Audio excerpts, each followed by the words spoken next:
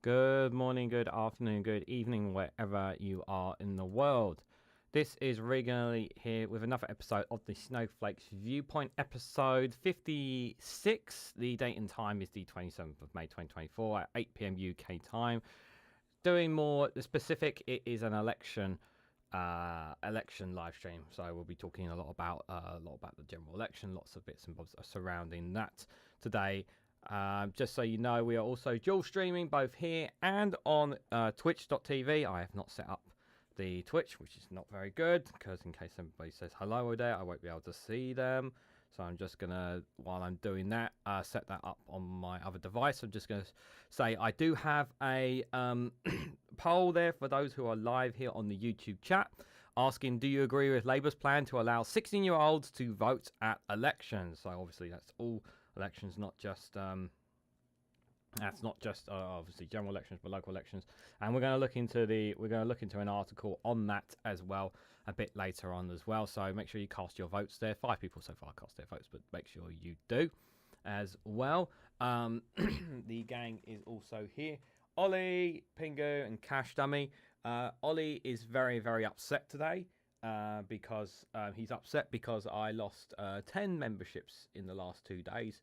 Some very generous people, guys, have been gifting memberships, and they have decided not to renew them, a lot of them. So that's very disappointing to say the least. So Ollie is in a very grumpy mood today because a lot of people were gifted memberships and then decided not to renew it, which is very sad. So yeah, we lost 10 memberships in the last 2 days, which is a bit of a shame, but it is what it is, unfortunately, for some people. So what have we got here in the live chat? Steam Banker is here. Good to see you, buddy. Hope you're doing well. One Angry Pagan is here as well. Good to see you both. Hope you're doing well. Jow is here as well. Good to see you, Jow. Hope you're doing well. Apologies, I did not join the 2 Davies show earlier. I will let you guys know a bit. Excuse me. I'm still not 100% what I'm doing with the schedule because I'm having conflicts. I'll let you guys know what I'm doing at the moment. Like, I can't tell you guys if I'm going to be doing World's News Round tomorrow, because I'm kind of at two bits really. The live streams are going to stay. It's just a case of whether I'm going to do premiere videos and just do live streams every single day, Monday to Friday instead. So that's what I'm kind of thinking of doing as well. Doc Davis, good to see you, buddy. Hope you're doing well. Stu Viking President as well. Good to see you there. Hope you guys are both doing well. So, obviously, a lot's happened over the last couple of days since I left some pre-recorded videos back on Friday. So we've got quite a lot to cover. Some stories, obviously, will be ones that's maybe one or two you guys are already aware of, but I just want to start with this one here from why is it not up? There we go. This one here that's just dropped in the last hour or two. This one is from Sky News. The outgoing MP Lucy Allan quits the Tory party to support rival Reform candidate. The Conservative Party suspends Mrs Allan for supporting the rival party in Telford, saying that she shouldn't let the Labour candidate have a walkover. Yeah, so she endorsed basically the Reform candidate, and subsequently basically got suspended, and now she's just outright quit the party. This has just literally happened in the last few hours. So, yeah. So, yeah, obviously there's another article I'm going to cover later with regard to the rats fleeing the sinking ship. But, yeah, another one bites the dust, basically, here. So, an MP who is not contesting her seat at the election has quit the Conservatives after she was suspended for supporting the Reform candidacy in her constituency. Lucy Allan, the outgoing MP for Telford, said on X she was supporting Allan Evans, who is standing for the rival Reform Party, to be the constituency's next MP. Why? Like, like they don't have the numbers. Like, the thing is, I don't understand why she's doing this. Like, I get it. She's clearly not happy with the Conservatives. She's clearly not happy with the Prime Minister. Clearly not happy with the situation it is.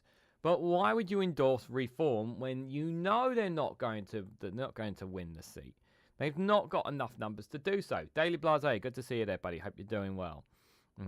I know you've obviously been a bit under the weather the last couple of days. So I hope you've been, obviously you did the video today, so hopefully you're feeling a lot better, and looking forward to seeing more content from you all the way up to the general election. It's going to be very interesting to say the least, my friend. Now make sure you do subscribe and check out youtube.com/dailyblase for his content. Does some great stuff on there. Mrs Allan, who has represented Telford since 2015, told the PA News agency she had quit the Conservatives so she could support Adams, but this came after a party spokesperson said she had been suspended for a social media post. I have resigned from the Conservative Party to support Allan Adams to be Telford's next MP, Miss Allan said.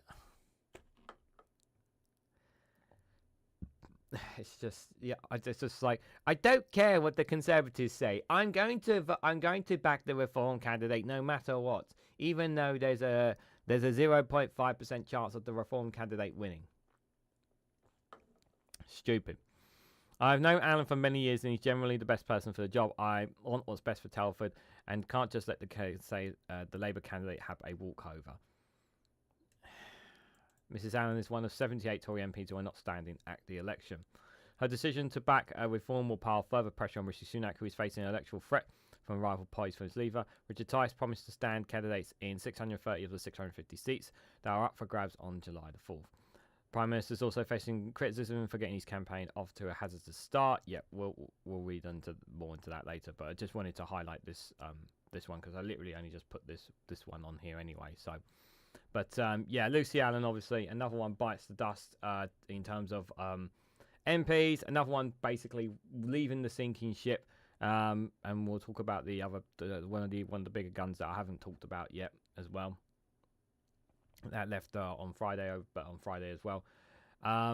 It's just stupid. Like for me, it really is stupid. Like either if you're going to be like, what's the point in you being a Conservative MP if you're just going to be backing another political party? Like it's just nonsense. You should have just walked away, straight away. I think.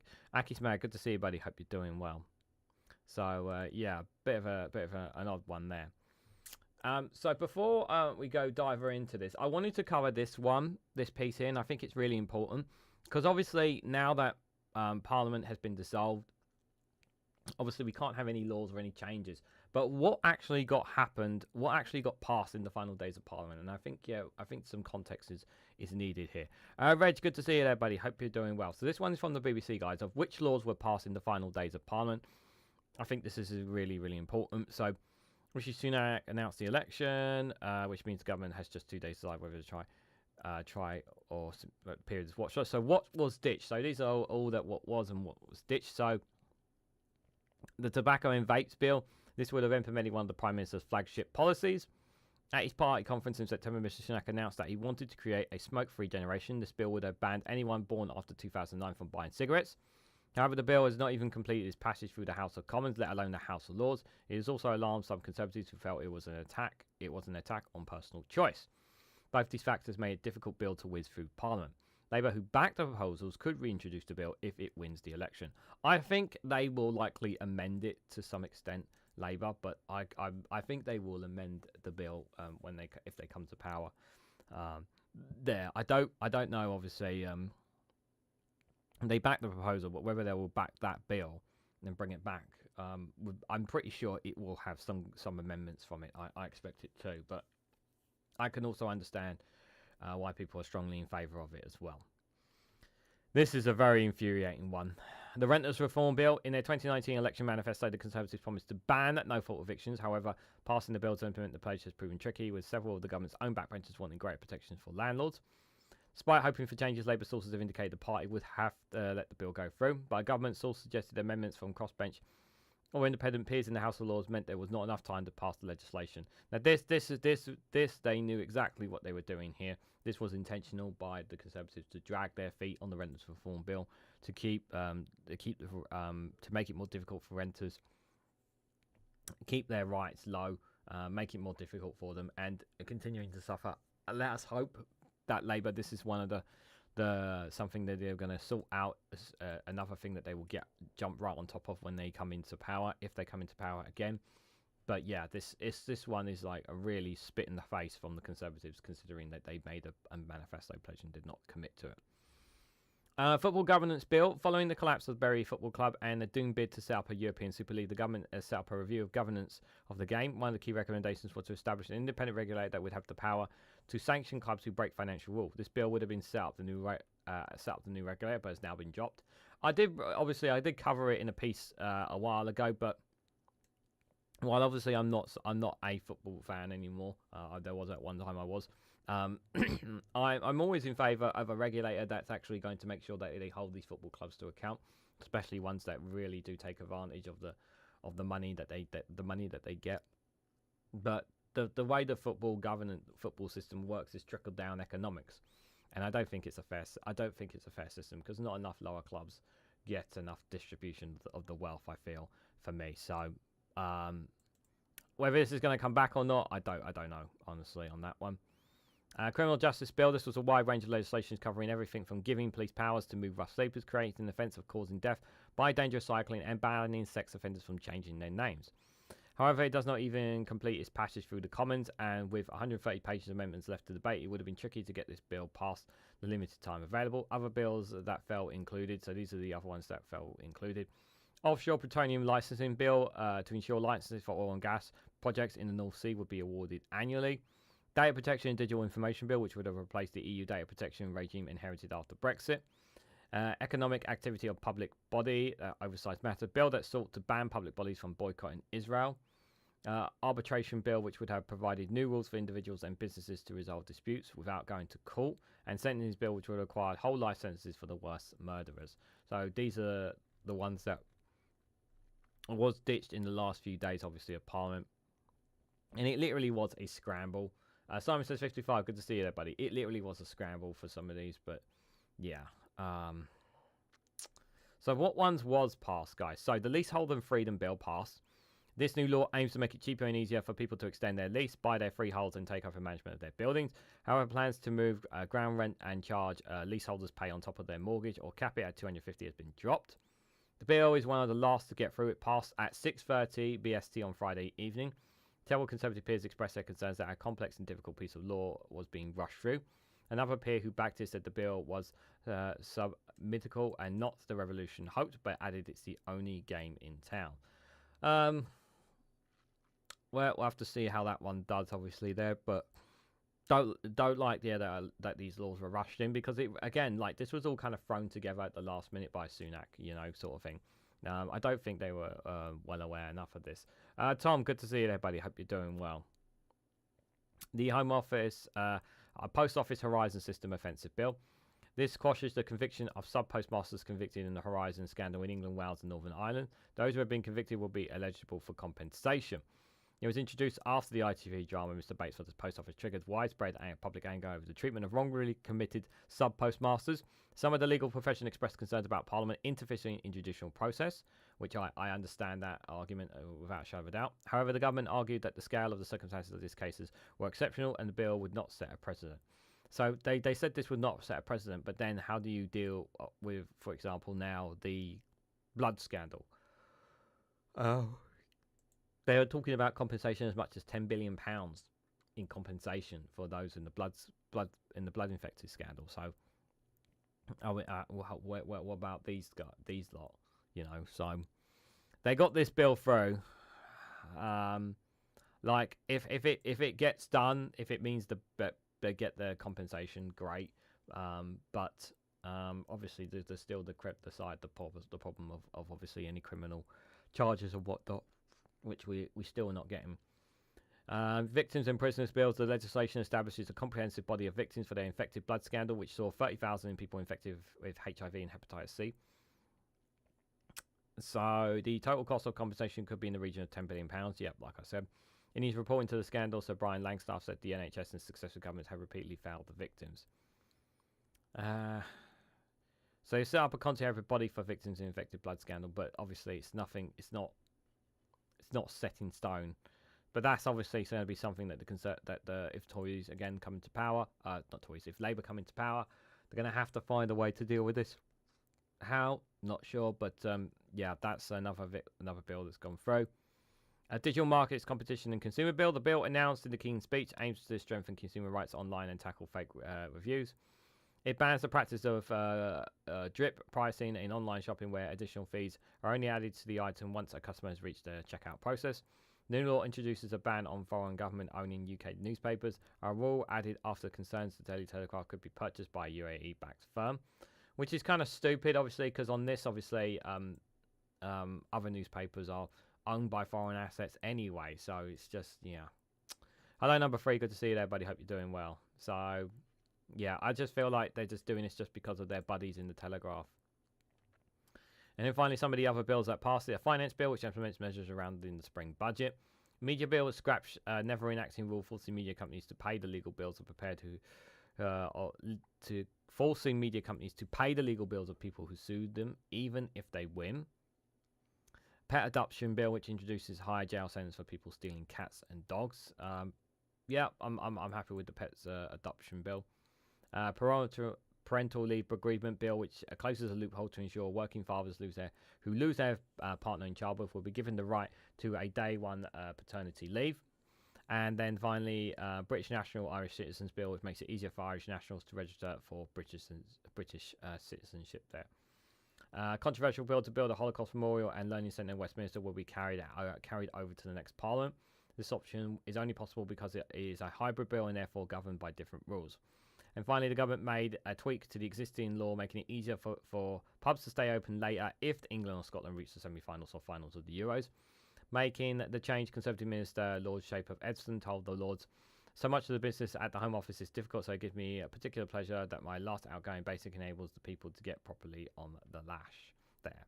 So those are what been put through on the last few days, obviously, in Parliament. What did you guys think of some of them? I'm looking at them as just like, okay, like some of them are alright, some of them I'm like, yeah, like question marks, but it was kind of like a lot of it was rushed as well, to be fair, of those last few bills, but because I still think that it was all just thrown together, this kind of stuff, but I'm just gonna have a quick look to see what you guys are saying in chat. Just 1 second.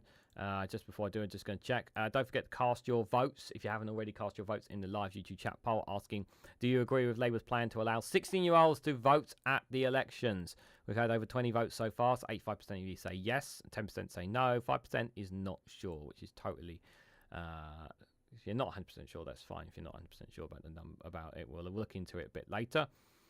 Stu Viking President is asking, is the DWP snooping on benefits and pension claimants there? I did not see that in that. I did not see anything. There was no bill there regarding Department of Work and Pensions bills there. So there was no bills on that. So it's entirely possible they may have tweaked it beforehand, but that was not in the article there. So there was nothing about the DWP there, I'm afraid. We need real change. We elect people to represent us and take it as a constant rule as they see fit, says Reg there. Jal says they should also build a COVID memorial in honour of the dead by the Tory corruption and incompetence. One angry pagan is using the badger emoji. Why would you steal someone's pet when there's the RSPCA, says Super Tiny. All right, good to see you, Super Tiny. Hope you're doing well. Yeah, because people are cruel and inhumane when it comes to stealing pets. The people are very cruel. Labour's got to find all this money. Yeah, it's just such a shame they won't tax the rich, you know, Doc. It's just such a shame. You know, there's every time I think of, you know, taxing the rich and their refusal to do so, I think of them sitting there and this big pile of money in front of them that they could use to help them for all the good that they can possibly do in government. And it's sitting there and they won't touch it because they don't want to upset the rich and the wealthy. Like that's my analogy. Whenever they don't tax the rich, I just picture Keir Starmer and his shadow cabinet sitting there, and there's a big pile of money on the table, but they won't touch it because they don't want to tax the rich and the powerful. The Tories really have been running the country like a disaster capitalist scheme, says Jow. Yep, absolutely. Some stuff here I'm glad it's not going through, says One Angry Pagan. Yeah, I'm glad some of it's new. I'm glad it's not all gone through, to be fair, as well. There. Yeah. Thanks. Closing tax loopholes on the rich is a good start, says One Angry Pagan. Yeah, that would be a good start, that is for sure. So should I do? Yeah, I should do that. I'll do one more article before. I was going to do 3 videos today, three funny videos today, because I've got quite a lot to cover, guys. Right, so on with the actual, because obviously that one wasn't really too much on the election, it was just the last build, but on with it. So the first one here, guys, this is an interesting one that dropped today. So a Conservative admits sending an email critical of his own MPs in error. Yes, in error, guys. So what's this about? So the message first reported by the Times accuses one MP of refusing to engage with the general election campaign and raised questions about ministers' cooperation. This is quite highly embarrassing, that is for sure. So let me read into this so you guys get the context. So the Conservatives have admitted mistakenly sending out an email which reportedly accuses MPs and ministers of failing to get behind the party's election campaign. Staff at Tory headquarters accused some Tory MPs of focusing too much on ministerial business and said some were refusing to knock on doors or were away on holiday, the Times have reported. Well, you guys know there was a certain MP who's gone away on a holiday and said they were not planning to change their holidays in any way. What's his name? Mr. Steve Baker. So, you know, he hasn't even said he was standing down, but there is still a deadline. So it's entirely possible, right, that he could go on a holiday, come back, and then announce he was stepping down at the last minute. He could do that, and that would be extremely cruel on the Conservatives. But to be fair, I don't think anyone would shed a tear if he did such a thing, to be fair. The document was accidentally emailed to an MP by a senior figure in the campaign, the newspaper said. Responding, a Conservative Party spokesperson said the email was sent in error and immediately recalled. Those who received it have been contacted with an apology. Party sources said not all the information in the memo related to general election campaigns part of the document's detailed past concerns. Rishi Sunak has experienced several setbacks in his first few days of the campaign, including getting drenched in Downing Street while announcing the election and asking voters in Wales whether they were looking forward to the Euro football tournament when their country's team had not qualified. Yeah! How you doing, my fellow Welshmen? Are you guys looking forward to the football? When our team are not in it, Prime Minister. But are you still looking forward to the football? You're going to be cheering on England and Scotland, right? He didn't say that bit, but I could just see him saying that. Yeah, that was really embarrassing, that one. Some of the concerns detailed by the Times include a reference to the Plymouth and Moor View MP Johnny Mercer, where an issue with an MP's cooperation was noted. Sarah Antiton, the MP for Wrexham, was accused of refusing to engage with a note saying she wanted to cancel this week's campaigning season. I don't want to talk to my constituents. They're going to tell me the truth. Sky News has contacted both MPs for comment. A Liberal Democrat source says, this embarrassing linked memo shows even Conservative MPs are refusing to get behind Rishi Sunak's botched campaign. And it's true. It's extremely embarrassing. Yeah, the fact that some Conservative MPs are just like that there's a lot of Conservatives who just did not know that this curveball was coming from the Prime Minister. And maybe only the top officials and whatnot knew about this. Because I think it's really important to remember that a lot of Conservatives did not know this was coming. The election was going to be called. They did not know it was going to come until it was called, just like everybody else. So this really did swipe a lot of people under the rug, for sure. And it's upset a lot of people within the Conservatives. I mean, we already know how discontent the party is, which is why so many have fled the sinking ship already. But it's just,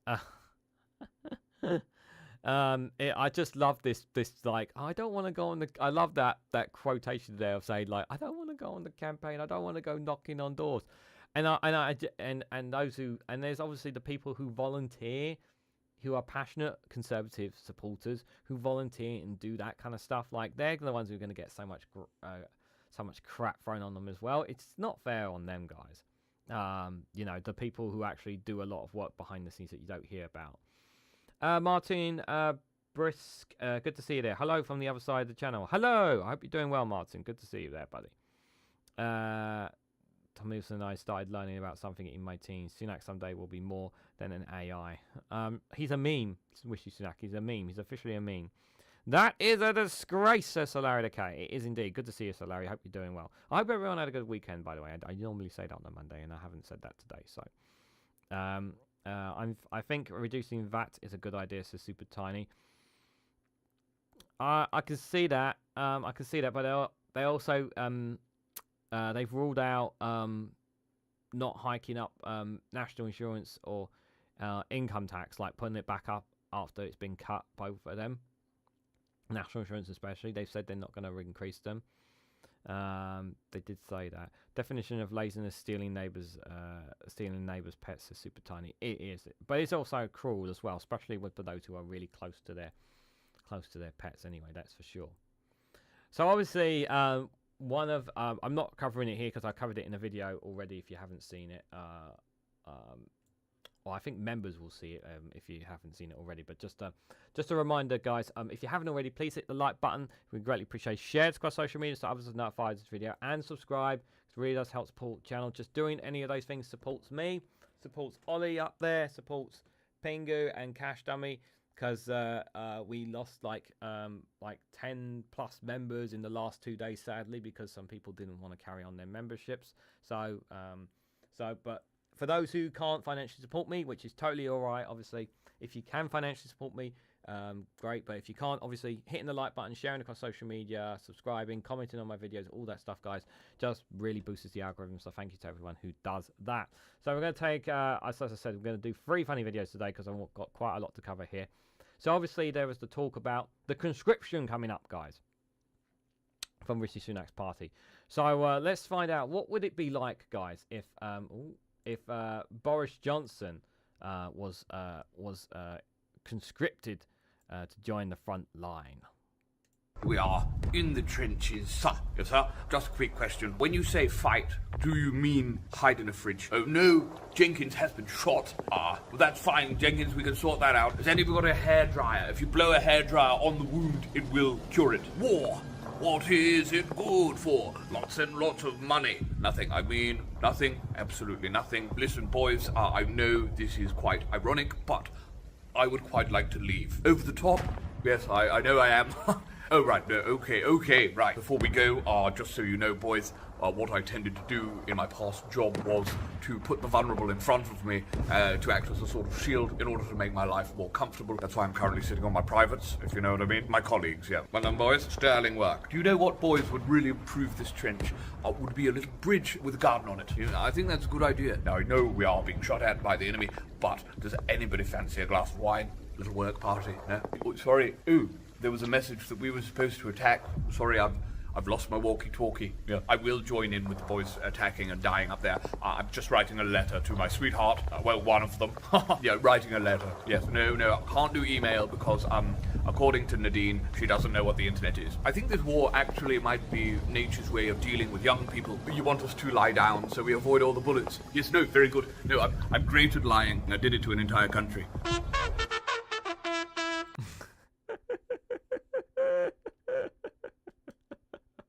Oh, classic one there, guys. We've played that one quite a while ago in the past, but I hope you guys enjoyed that one. It's a nice one, considering about the whole army conscription thing for the kids. I thought I'd bring that one back for you guys. I hope you guys like that one. I really did like that one. And Sakir is here. Good to see you, buddy. Hope you're doing well. Jeannie Bottle is also here as well. Good to see you, Jeannie Bottle. Hope you guys are both doing well. So let's crack on with the next one, guys. So this one I haven't talked about yet, and another one, obviously, well, we've been talking obviously a lot about the Conservatives and whatnot. Well, things have definitely gotten interesting for Labour. So Jeremy Corbyn was expelled from Labour's party after confirming that he will stand as an independent in the general election.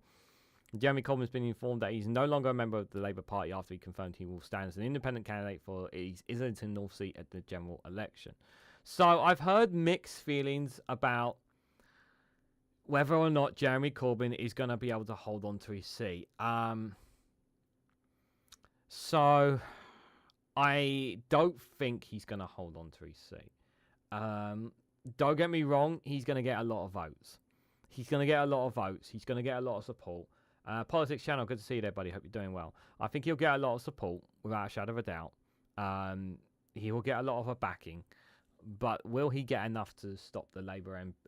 I don't know who the Labour MP is, so if someone can confirm the name, it would be greatly appreciated in the chat. But I think more people do not want any kind of risk of the Conservatives. I know the Conservatives won't take this seat, but I think more people will be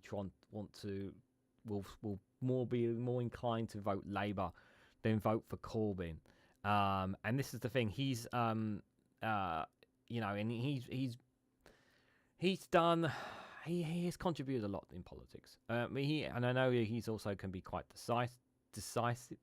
divisive, shall we say, as well. He's not like a Farage or George Galloway, but obviously, like I do respect some of his policies when he was Prime Minister, but there are some traits about him that I did not really like personally, and I think it's a real shame for Labour that they could not work things out with him, and they decided to just kind of shun him as well. I don't think that was right in any way, shape or form. But I actually do not expect Jeremy Corbyn to hold on to his seat. Like I said, he will get a lot of votes, but I just don't think he'll get enough to hold on. If he does, it will be amazing, and I generally will be stunned if he holds on, because it would show just how much he is loved in Islington North. And it would show the power of independence, of how powerful an independent candidate can be. If he pulls it off, it will be quite a move for him. But it's going to be a tough battle for Jeremy Corbyn, even with all the funding and support. And I know obviously a lot of the extreme left, strong left sides of parties and papers and media outlets and YouTubers will obviously try to push the narratives for Corbyn and give him the best he possibly can. But I just don't think he'll get enough out there. But he will put on a great campaign. But I think he's going to end up going to be on the outside after this. Casper Nova, good to see you there, buddy. Hope you're doing well. So let's just read a bit into it, you guys. So the former Labour leader Jeremy Corbyn has been banished from the party after announcing that he will stand as an independent candidate in Islington North in the general election. Mr. Corbyn's announcement on Friday morning will have come as a headache for leader Keir Starmer, who banned his predecessor from standing in for Labour after he claimed the scale of the anti-Semitism in his party was dramatically overstated. In response, Sakir reaffirmed to Sky News why he blocked the 74-year-old from standing for Labour, claiming that he would tear anti-Semitism out of the party by the roots. That was my first solemn promise. I followed through on that, and that's why I took the decision that Jeremy Corbyn would not stand as a Labour candidate at this election. Now what's happened with Jeremy stands as an independent, that's a matter for him. Soon after, it emerged that Mr. Corbyn had been informed that his party's membership had been revoked. Just hours after that, Labour selected local entrepreneur Pallav Anura to stand against him there. So Best of luck to him. But obviously, I expect him to win.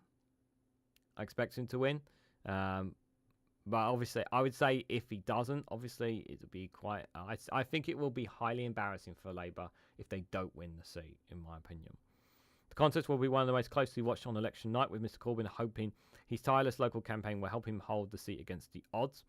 Mr Corbyn has held Islington North seat for more than 40 years, made the announcement to stand as an independent in an interview with the Islington Tribune, in which he said it would be a vote for equality, democracy and peace. The thing is that... The thing about this, like, as much as I'm like, yay, great, you know, sort of thing, standing for independence and not being pushed around by parties and kind of being able to make your own decisions and whatnot. The problem is you only have, your power is extremely limited because you're not in a major political party anymore. Now, obviously, if he formed his own political party, which there was obviously talks about, he may still do that. Whether he wins or doesn't win the seat, I don't know if he will form his own political party as like a rival sort of thing to be for Labour. But there's only so... your influence is very, very... is not much in the House. Even with your... like, I know his background, he's got a lot of background as well, because he's been around for a long time. But still, he's standing as an independent. So his influence is not going to be the same as it used to be. It really is not. Listen, I don't agree with what Keir Starmer had done to him in any way, shape, or form. I think it was wrong for him to do so, and I think some of the people who weren't selected by Labour have been kicked out just because they are on the left sort of thing of Labour, and I don't like that in any way, shape, or form as well. And you won't be able to hear the Jeremy Corbyn button pressed much. Well, I know, actually, I take that back. You're still going to hear the Jeremy Corbyn button being pressed in PMQs in the future, probably. Maybe we will, maybe we won't. He said, I'm here to represent the people of Islington North on exactly the same principles I stood by my whole life: social justice, human rights and peace. He vowed to defend a genuine alternative to the corrupt years of this Tory government, focusing on rent controls, public ownership in energy and water, and an ethical policy based on peace and human rights. Mr Corbyn, who won the Labour leader from 2015-2020, added, when I was first elected, I made a promise to stand by my constituents no matter what. In Islington North, we keep our promise. But the Jewish Labour movement, the JLM, said the party became an unsafe space for Jews under Mr Corbyn's leadership. He refused to acknowledge the scale of the anti-Semitism in Labour, even when the EHRC found the party guilty of breaking the law, a spokesperson said. Spokesperson added, the Labour Party we'll see today is unrecognisable from what it was under Corbyn, thanks to the leadership of Keir Starmer. Voters in Islington North deserve a Labour MP, and government will be campaigning to make sure they get one. Mr Corbyn was suspended by Labour after he refused to fully accept the Equalities and Human Rights Commission findings that the party broke equalities law when he was in charge. Labour has yet to announce its candidacy for the seat. Well, we just saw it up there, which will be contested at the general election on July the 4th, announced by Rishi Sunak earlier this week. Although the party has shortly seen Mulber, we'll skip all that. Sakir gave his reaction to both Sky News and BBC Breakfast, saying it was a matter for Mr Corbyn. In the end, the election is about a choice of more than 5 more years of the chaos and division that we've seen over the last 14 years to rebuild our country with Labour. Yeah, we've heard that all before. Now it's what's on the ballot, whether it's in Islington North or anywhere else in the country. Yeah. At the last general election in 2019, Mr Corbyn won the seat for Labour with a vote share of more than 64%. The Lib Dems, who had named Vickers Ackwell as their candidate for the seat, came second. The size of Mr Corbyn's majority has made the seat one of the safest for Labour in the country. That's the thing, it's for Labour, but he's not standing for Labour. That's the challenge there. The Labour candidate, Mr Norman, has said it's been an honour to have been chosen as Labour's candidate for Islington North, and look forward to the campaign ahead. I promise to be a truly local MP that represents all our family and businesses that call this special place their home. Only Labour can change the country and fix 14 years of Tory failure. A vote for Labour is a vote for getting Britain building again. To drive growth, switch to GP Energy to lower bills, take back our streets with 13,000 more neighbourhood police and PCSOs, and makes our NHS fit for the future. Break down barriers to opportunity for every child with mental health support, and free breakfast club, and a long-term plan to rebuild Britain. Earlier this week, Labour MP John McDonnell said Mr Corbyn would still have a lot of very personal support if he stood as an independent. He also said he hoped Labour leader Sir Keir Starmer will allow him to return as the Labour candidate. No, he's not gonna U-turn on that. Sorry, I just need to put this on charge. Apologies. He's not gonna let him back in. the party's over, as they say, for Mr. Corbyn and Labour, unfortunately, even if you vehemently disagree. It's also believed that the discontent over Labour leader's Keir's stance on the war in Gaza could boost his vote. However, a group of more than 100 local party members who oppose Mr. Corbyn saying they are confident he does not hold the support of party voters. Under the banner Win Islington North, the organisation's organisers, Alexander Gardner, said, "This is a narcissist, self-indulgent distraction by a man who can't accept that his time is up. Islington is a diverse community that faces real challenges. It needs a dramatic, forward-thinking MP ready to bring about real change." Yeah. Like I said, the thing is as well, he's been around. He's 74 years old. So if he wins the seat, what's that going to make him? It'd be like 78. Like he'll be near his 80s, guys. The next time he stands in a general election, if he wins the seat. Here's the other thing: is it time for some young blood in Islington North? I think is another question, and I think that's a genuine question as well. We've seen quite a changing of the guard in politics this year. We have a lot of mainly Conservatives obviously leaving, but we also have some Labour's obviously moving on as well. So there's going to be quite a changing of the guard here in terms of MPs. So we're going to have a lot of fresh blood into this when the new Parliament is formed. That is for sure. But will he hold on? I don't think he will hold on. I really don't. If he pulls it off, I will obviously applaud him for his work and everything. And it shows just how much I underestimate the Islington North constituents and how they feel about Corbyn. But it's a question of who are they going to vote for? Are they going to support Jeremy Corbyn for who he is and what he's done and what he's going to do? Or are they going to support Labour because of them always being behind Labour and what Labour has done for them in their constituency? So that's the question. So it really is a case of choosing the man or choosing the party in it.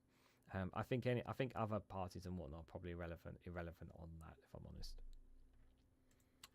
So just before we go to the next article, just going to see what you guys are saying. Politicians should be forced to retire at 60, says Super Tiny 808.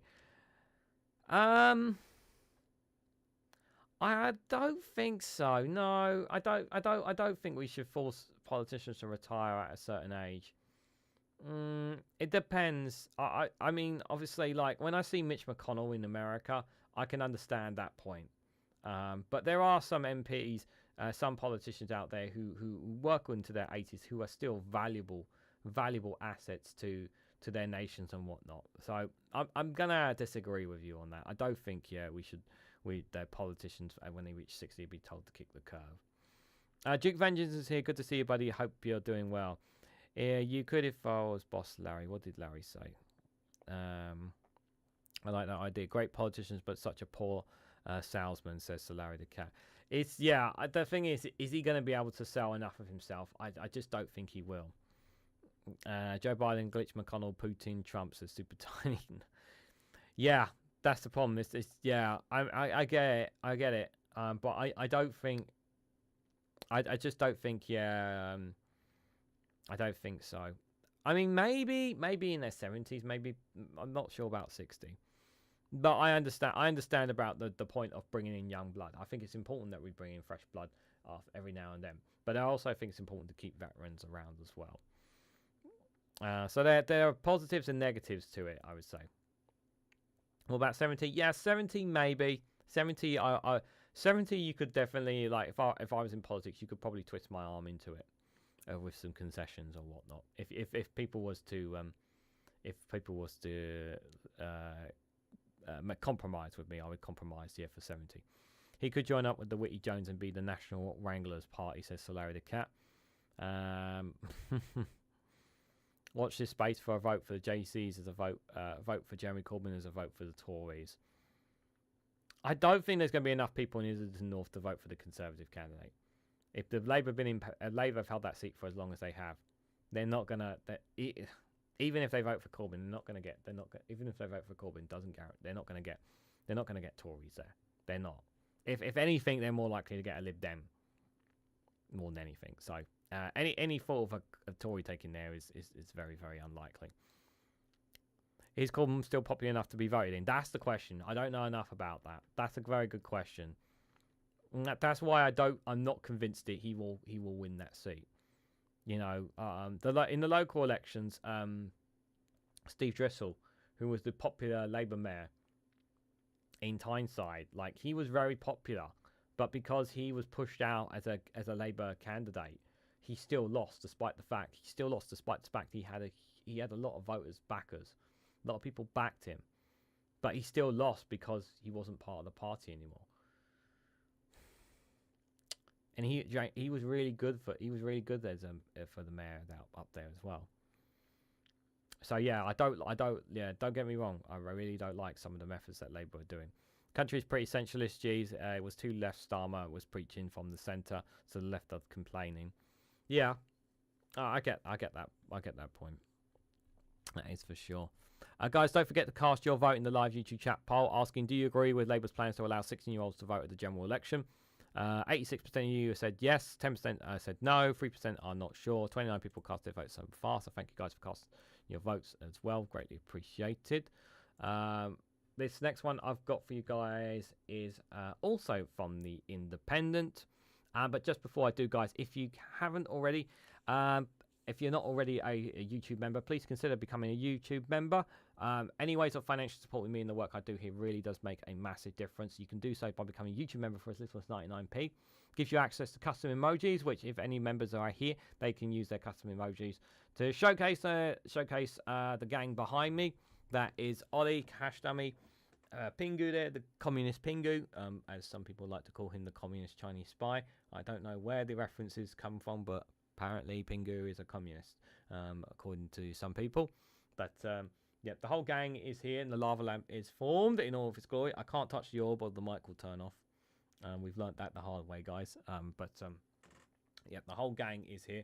So any ways you can financially support me really does make a big difference, guys. Any super chats, of course. If you do any super chats, of course I'll read out that comment if you do. So if anyone wants to do any of them, it's greatly appreciated. Other ways you can financially support me: buy me a coffee. Links in the description down below, or joining me on Patreon as well. Now you get access to exclusive content on there. So any of those ways you can financially support me really does make a massive difference. And thank you to everyone who has financially supported me, whether it's the super chats, gifted memberships, joining me on Patreon, whatever it is, really does make a massive difference and really does support the work that myself and the gang behind me do. So thank you everyone who does. It really does mean a lot to me. QA Library, good to see you, buddy. Hope you're doing well. Just see, hopefully I haven't missed anyone else who's arrived here. I talking to Byline Times again, third time in change over national service. Otto English and others have noticed my maths, and then that's 2.5 billion for 30,000 people, and it's about 10 times too small. Yeah, the other thing is where you're gonna. That definitely sounds right. I think the other thing, obviously, as well is I think was talked about as well, that I think Max covered on one or two of his videos as well, is obviously, and Phil from a different bias said, where are you going to put all these people as well? Like where are they all going to go? So they didn't plan this. It's literally a case of just throwing it on the wall and hoping it sticks. That's literally what they're doing here. And this article emphasises just how chaotic things are for the Conservatives. Even though it's a few days old, the Tories are scrambling to find almost 200 election candidates as Gove leave the exodus. Obviously, we saw from the run right at the start, they obviously picked up quite a few candidates. How many of them they're vetting is a question as well. So I would not be surprised if a lot of the candidates haven't been properly vetted to support the Conservatives. And I think that's not a good sign either. So Rishi Sunak appears to catch his own party unprepared for the general elections. Conservative HQ tries to find scores of prosperous MPs willing to stand. And that's the thing. So many don't want to stand because they're just going to get thumped. That's how they feel. And we're not just talking about the targeted seats from Labour. You know, I've got a piece coming up for members, obviously, coming up, obviously, on the Lib Dems. They're going to be targeting a lot of blue seats as well, especially blue safe seats they had before as well, like Jeremy Hunt's, for example. So they're going to be hitting quite. They're going to be hitting quite a few seats as well. So it's not just the Labour going to be hurting them. It's going to be the Lib Dems as well. So let's just read into this, you guys. So the Tories are scrambling to find candidates for almost a third of the constituents after Rishi Sunak's decision to keep many of his party's senior figures in the dark about his decision to call a snap election.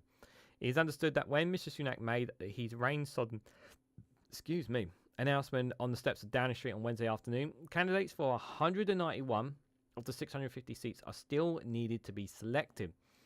Since then, more vacancies have occurred, with a number of Tory MPs announcing that they will retire, bringing the total to at least 78. Well, it'll actually be 79 after the other one, isn't it? And that's not others that I've missed it.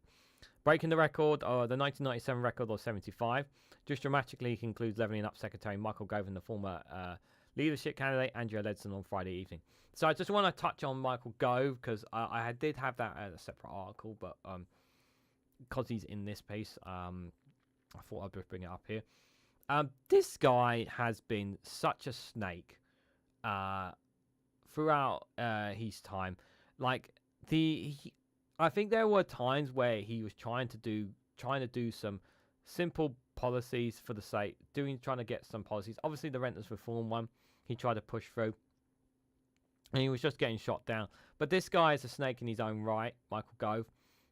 Obviously, we all remember him stabbing Boris Johnson in the back over the leadership contest. We know that this man, he's caused a lot of problems. I mean, you know, the guy obviously telling people that we've had enough of listening to experts will obviously be one of the things that will, him telling people we should stop listening to experts is one of the things that, unfortunately, will be one of the memories that I'll have of Michael Gove saying that we should stop listening to experts. But all in all, I'm glad he's going. I think he was more of a problem than a help, more of a nuisance than a help. Yeah, to them. And he was one of the big guns for the Conservatives. He was one of the bigger guns for the Conservatives. So yeah, him obviously walking the plank. But him stepping down. And the thing is, I actually heard this. Is that he was actually Michael Gove was actually like helping out the campaign, like at the start, like getting people pumped and all that kind of stuff, doing lots of bits and bobs around. And now all of a sudden he said, yeah, good luck, guys. Good luck. I'm not like, yeah, I'm all rooting for you, but not me. I'm stepping back. And it's just like, what? Andrea Leadsom, don't care about her.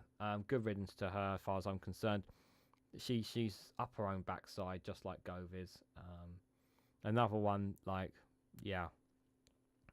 So good riddance to them. I will also say another thing as well. Correct me if I'm wrong on this. I think Liz Truss did announce that she's going to be standing still as a Conservative MP. So I'm really hoping that those who are on the tactical voting things are going to be working extremely hard to try and get her ousted as an MP. That would be very sweet. As far as I'm aware, I have not heard, and correct me if I'm wrong in the chat, I've not heard a peep from Jacob Rees-Mogg since the election was called. Now, is he standing or is he not standing, or has he not said anything yet? Because I've not heard a peep from that man. And something tells me he might step down as well to avoid the possibility of losing his seat. Let me know if you guys have actually heard anything. Let me know in the chat, because I've not heard anything from Jacob Rees-Mogg. Party chiefs are desperately appealing to prosperous candidates to put themselves forward with seats, many of which are projected to lose heavily, with the Conservatives expected to still be pushing up batches of adverts for constituencies into the weekend. Political commentator Sir Anthony Southern, a biographer for 6 Prime Ministers, said, "Surprise is not always a smart tactic for a general, but it is the enemy who should be surprised, not by your own side. The Conservatives are going to have to move PDQ to fill their remaining empty seats to show that they are truly a national party." Yeah, I mean, and that's the thing. They've got to try and fill all their seats. They need to fill all their seats. It's really, really important, considering that they are the government. That would be highly embarrassing if they don't. Former Cabinet Minister David Jones said he's not sure why the button had been pressed for an election without close to a full slate of candidates being chosen. The idea is a huge commitment to be a candidate. People's lives are literally going to be turned upside down. That's even more true for those who are being selected now. At least some will have 2 years preparation, but ones who are selected now will have very little time to get ready. Exactly. Like, they're going to be thrown in. That's the other thing as well. Like, there will be people there thinking, oh, yeah, cool, I get to run as a candidate sort of thing. And some of them won't even know some of the like some of them will have some ideas, some will not know all. Some may have had experience, but some may be thrown into constituencies they don't know anything about, and they've got to like on the snap, on the ball, got to know everything. And then when they're going to be put in front of the local media, local radio, local papers, local cameras, they're going to need to know like straight off the bat answers to things in their local areas, and they've not had a lot of time to study all this. Like, yeah, and the thing is, you're going to be on the campaign trail, going up and down and whatnot. It's gonna be a real problem for them. Whereas many of the Labour candidates and other parties will have obviously done their homework, Reform not counting. They will have done their homework in their areas and have the preparation in place. So I think that's gonna be really important. QI Library says MP standing down now gets less money versus when they lose seats, and the party also gets less money by them standing down. Thank you, QA Library, for joining. Welcome to the Snowflake Enforcer. So yeah, you can you'll get access like the other Snowflake Enforcers. I'm losing my mind today. No, you're the 99p membership. Oh God, I'm losing my mind, and I just knocked my mic. But thank you for the membership. I really appreciate it. Shock announcement: the lettuce brain is missing. What? That's not a surprise, actually. To be fair. Alistair Keir, thank you for being a member for 5 months. Greatly appreciate. Yes, if you are $2.99 membership, Snowflake Enforcer, obviously you get early access to content which is already up for you guys as well. Just throw that in there. But Jacob Smogwise, I like to say, calling the haunted hat sign. I just want to check and see if you guys responded. Not hearing from JM is generally thought as a good thing, says Tom. Okay. 80 Conservative MPs are not standing, but more are meant to announce tomorrow. But we're still short of 100 MPs. Labour MPs leaving in 2010 with 149 MPs not standing in total of that year, says QA Library. Thanks for that. Interesting. Mog is waiting for Nanny to take him home. Possibly. I'm glad we're not hearing from the haunted pencil. To be fair, I haven't. To be fair, I'm not listening to GB News. So if anybody, I know some people will endure themselves, but that's their choice. Casper Northrow, thank you for being a member for 5 months as well. Same as Alistair Keir. Thank you guys for being members for 5 months. We really appreciate it, guys. So thank you for that, and a bunch of emojis there.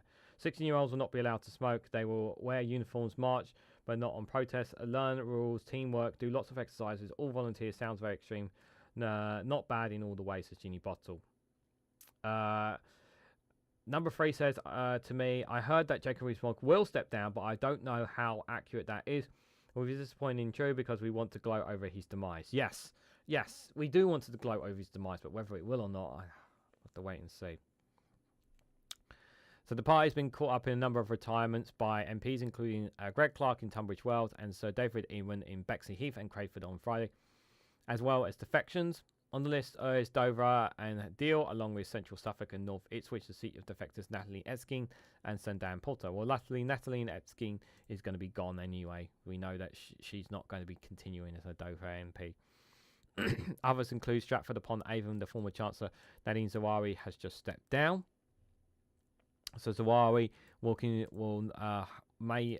obviously he has his money now, so he can continue to warm his horses' stables, because obviously it's more important to keep the horses warm than keeping children in this country warm. He's keeping his horses the stables for his horses nice and warm for him. There have been scores of safe Labour seats with no hopes of Tory victory, including Sir Keir Starmer's Holborn and St Pancras constituency. Underlying the importance of the decision by the Tory party before the nomination deadline of June 7th, the former London Minister Sir Paul Scully said, we have to remember that these candidate selections are not just for these elections, but about the shape of the party for the next decade. These are really important decisions about how the party goes forward. In contrast to the Tories, the opposition parties appear to be ready for the election despite the shock announcement by Rishi Sunak. Yeah. Most of the parties have been ready. The Greens, the Lib Dems, Labour, they've been ready. They've been ready. The only thing is, obviously, I'm just waiting for. And please feel free to update me. I've not seen bam, the manifestos are there to read yet. So I think maybe they might. I'm gonna assume go out on a limb and say the parties are still tweaking their manifestos before they're putting them out. So hopefully this week we'll get 1 or 2 manifestos launched by some of the parties, because I do want to do like a live stream deep dive into the manifestos specifically, guys, with you guys. So I think that would be really, really good stuff to look into the specifics of what they're promising in them. Labour is short around 80 candidates and only around 10 in battlefield seats, including Durham North and Halifax. The party said that all its battleground seats will be selected by the 31st of May, the rest by the 4th of June. Lib Dems had selected 564 candidates before the election date announcement, including all 80 of their top targets.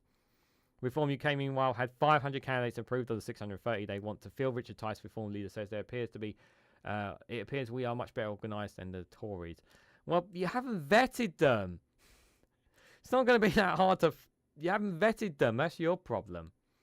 One Conservative candidate, Opal, was trying to get a seat for months. Said there was no need to this. The process has been painfully slow. It's a real mess. Tory selections are now governed by the by-election rules, which means CCHQ draws up a short list of 3 potential candidates, which are then sent to an emergency meeting to the constituency party. A replacement for Theresa May, Maidenhead, is set to be chosen tomorrow, so someone's already chosen to take Theresa May's seat. That's going to be quite a target. I think Lib Dems are going to be pushing hard for that one. I don't know if they'll take that from Theresa May. It's going to be hard, though, because Theresa May's been there for a long time as well. Lord Hayward said it will be remembered as being in the CCHQ in 2017 when the snap election was called by Mrs May, and the party has a similarly scrambled to fill seats. He said this time the problem is not so much the numbers, because many of the seats are safe Labour ones. The problem is late decisions to step down the seats, and the party needs to hold on. Yeah, that deadline is going to be very interesting between now and when the deadline of, you've got to put in your candidates. I think it's going to be so chaotic. Yeah, and it's going to be chaotic between now and that. I think a week, 2 weeks before the deadline of the candidates need to be put in. Like it's gonna be fascinating between now and then. 6th of June, 5 o'clock is the cut-off date for times of candidates to be put on the ballot. That's going to be that is very going to be an interesting day. I if I'm not already live streaming on that day, I might look to do a live stream on that day potentially. We'll see. It's understood that the party's process were held up needing to re-adopt MPs with boundary changes, altering seats, or seeing them disappear altogether in some cases. There are claims, though, that CCHQ is pushing centrist candidates in a bid to help decide the winner of the future leadership contest and stop right-wingers such as Suella Braverman or Robert Jenrick replacing Rishi Sunak after defeat. Confusion surrounding Brexit Minister Lord Frost, who has claimed that he had been blocked by being put on a deferred candidates list, which means he could not apply for a seat. Mr Sunak has denied this. Yeah, but we don't want you anyway, so not really too fussed about you.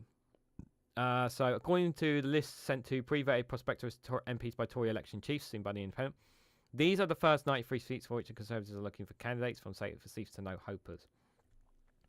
So let's have a quick look at this seat. This obviously has... Remember, you have to bear in mind, this is from 3 days ago, so this will have been updated here. So, Bury, Barking, Bethel Green, East Ham, a lot of Leicester there. Edmonton and Wickham, Hackney South, Auburn. Quite a lot of London seats here. Yeah, there's a lot of London seats here. Lewisham, Lewisham North. To be fair, Lewisham's a very strong Labour area, so that's going to be hot. They're not going to get that anyway. We know we're not expecting to get that. Stratford and a lot of London ones there. Newcastle upon Tynes there. Gateshead, Paul. Just have a quick more for further down. Obviously there's a few Scotland ones, obviously they'll be trying to fill seats for. Lots of ones in Liverpool, which really are just a case of just fillers really, because they know they're not going to win those seats in Liverpool. Excuse me. Salford, St Helens, Warrington. A lot of these are seats that you expect them to lose. Brighton Pavilion, obviously, I'm really curious. The Greens going to hold on to that. I really hope the Greens hold on to that one, guys, in all seriousness. I really hope the Greens do hold on to the Brighton one.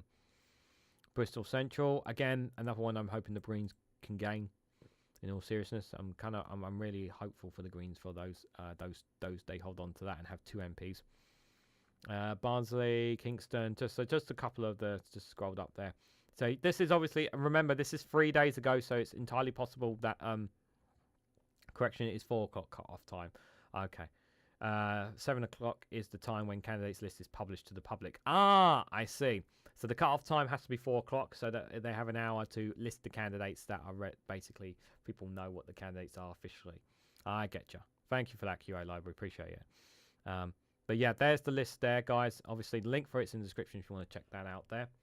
I said this is going to be a longer live stream today because I've got at least 3 more. I've got 3 more articles to go through, guys. So I'm just going to recover my voice a little bit for you guys, and I'll come back to you guys in the chat in just a bit with some guy from Portsmouth wants to talk to you guys. I don't know why. I don't know who he is. I don't know. He just keeps getting on the radio all the time. So I hope you guys enjoy this funny video. But some guy from Portsmouth wants to talk to you guys. So let's just hear what he has to say. Colin from Portsmouth is on the line. Hello, Colin. 4D chess from Sunak. In calling an election, The yes? timing of it. Yeah. Just when the Conservatives are at their lowest polling ever, slammed on one side by the Lib Dems and Reform on the other, he calls an election. That's Yes. the last thing Starmer was expecting. It's genius. During a football tournament as well. We know how he loves his football. England will be out Yeah. by then. Perfect moment for the nation to dust itself off and reunite in glory. The economy won't have recovered, though. Everyone will still hate him, Colin. That's my But fear. Starmer hasn't got a chance. Right. He's focusing on trivial things like an NHS in crisis, Yes. sewage in rivers, Yes. record numbers of small boats, Absolutely. and children in poverty. Yeah. But Sunak knows what a woman is. He He can't does. lose. He does, yes. He's Westminster's Susan Hall, isn't he, Colin? On the 4th of July as well. Independence Day. Independence Day. Independence from the woke elite. The shackles cast over us by the liberals. And if it doesn't work, he could just fly back to his beach house in California and enjoy the fireworks. Perfect. Safe in the knowledge that he doesn't have to spend a minute longer in this sorry country ever again. Anyway, mate, thanks for having me on. Love to the family. Love to the family, Colin. Love to the family. Free at last. Free at last. Thank God Almighty, we're free at last. Is that Martin Luther King? No, George Michael. Yes, of course. I hope you guys enjoyed that one. Make sure you check out Exploding Heads on YouTube, guys, for their that's the guys Colin from Portsmouth. Apparently he's not from Portsmouth, according to Stu Viking President. I've not heard that apparently, but apparently he's not from Portsmouth. That's a very worrying thought, obviously, for him not being from Portsmouth. So this next one I got for you guys is an exclusive. I don't know. To be fair, guys, my voice probably is a bit banged up. Probably because I've recorded like 6 videos and 6 main videos and 8 shorts, and now I'm doing a near 2-hour live stream. So that's probably why my voice is a bit banged up today. So yeah, we'll need to be careful with my voice tomorrow. That's for sure, guys. So this next one, guys, is exclusive from iNews.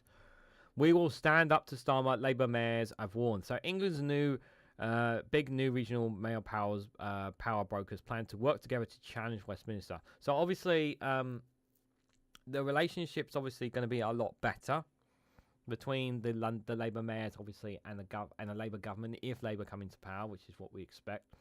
We do expect a Labour majority, but obviously we have to wait closer to the time and see what polls are saying, see what people are really thinking closer. So I don't want to jump. I'm not jumping on this bandwagon that it's going to be a surefire guarantee Labour majority. But obviously times can change things. Obviously, in my opinion, could change down the line. But I do think this is really important, especially for up the north. Now, obviously, for those who've been following for a while, you guys know how I feel about. Yeah, I've been drinking plenty of water. Politics channel. I assure you, I'm drinking plenty. But thanks for that. This is going to be really important for the north. Like I don't want to hear this phrase of leveling up. I want shit getting done up the north.